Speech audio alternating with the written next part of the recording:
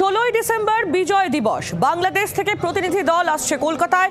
প্রতিনিধি দলে থাকছেন মোট 20 জন, থাকছেন 8 মুক্তিযোদ্ধার সহ 2 সার্ভিস অফিসার।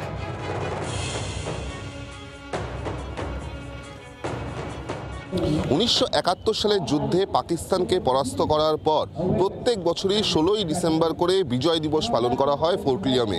এবার যেটা দেখা যাচ্ছে যে বিজয় দিবসের আগে বিজয় র্যালি বার করা হচ্ছে ভারতীয় সেনাবাহিনীর তরফ থেকে, এবং ইস্টার্ন কমান্ডে আমরা দেখতে পাচ্ছি যে প্রায় 140টি মোটরসাইকেল নিয়ে এই মুহূর্তে যারা বাইকার্সরা রয়েছেন তারা কিন্তু রয়েছেন।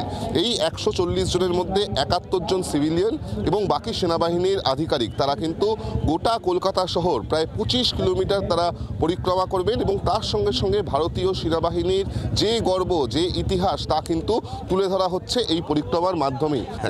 আপনারা কি প্রত্যেক বছরই এরকমভাবে পার্টিসিপেট করেন নাকি এই প্রথম? এইটা প্রথম আমাদের র্যালি, মানে ফোর্ট উইলিয়ামে প্রথম।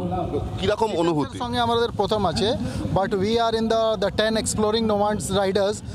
আমরা 12 মাসের 12টা রাইড করি, মানে বছরে 1-2 জন রাইড আমাদের কম্পালসারি আছে। আমরা এটা ডিফেন্সের সঙ্গে সেনাবাহিনীর সঙ্গে কেমন লাগছে? এক্সট্রিমলি, মানে it's a unbelievable event, like a very organized. এই প্রথম তারা ডিফেন্সের সঙ্গে এইভাবে পরিক্রমায় যাচ্ছেন, এবং সেক্ষেত্রে একটা অন্য অভিজ্ঞতা, অন্য প্রেস্টিজ, এমনটাই কিন্তু জানাচ্ছেন বাইকার্সরা। জি 24 ঘন্টার জন্য ক্যামেরায় দেবাশিস বটব্যাল ও দীপের সঙ্গে বিক্রম দাস, কলকাতা।